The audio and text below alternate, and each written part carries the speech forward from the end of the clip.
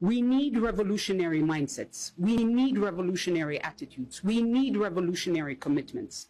We need an unapologetically pro-people, pro-Africa spirit that centers African aspirations when dealing with the Bretton Woods institutions or any other development partners for that matter, and when fighting Western domination.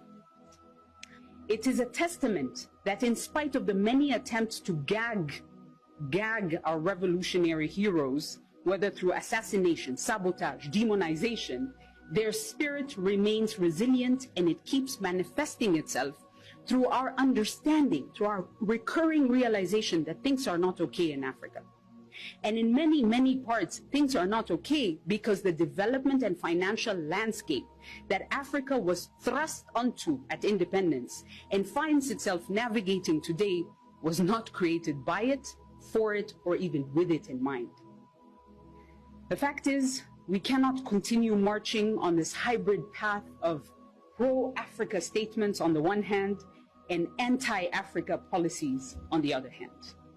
We also cannot continue to outsource our children's future to powers that are hell-bent on keeping us relegated to the role of producers of cheap raw materials and labor and consumers of their obsolete goods and rules.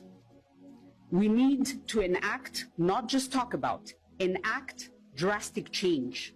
But we can't do this within forums and institutions that are designed to uphold a rigged international economic system.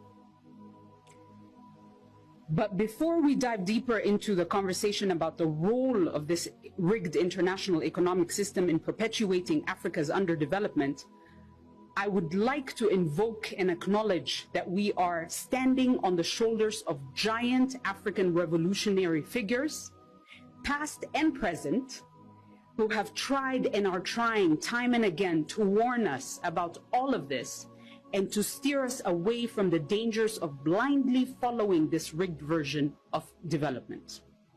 These African revolutionaries, past and present, warned us about debt and neocolonialism. They warned us about the various tools of economic subjugation and capitalist exploitation. They warned us about white elephant projects and adopting blueprint and poverty reduction strategies that respond to the interest of ex-colonizers instead of responding to our people's aspirations. They warned us about black skins and white masks amongst us. But they didn't just warn us, They also tried and are trying to empower us and remind us that we have the right to set our people free. We have the right to own our development processes and objectives and sequence our nation-building steps according to our context and our needs. That we have the right to eject spoilers from our lands, and that we can terminate or renegotiate deals. Those of the past gave us, and those of the present are showing us the tools and the language and the resolve it takes to refuse what doesn't serve our people. Please note, I am invoking our revolutionary history and ancestors, as well as living revolutionary examples that are deliberately demonized. Case in point, my president, Isaias Afwerki.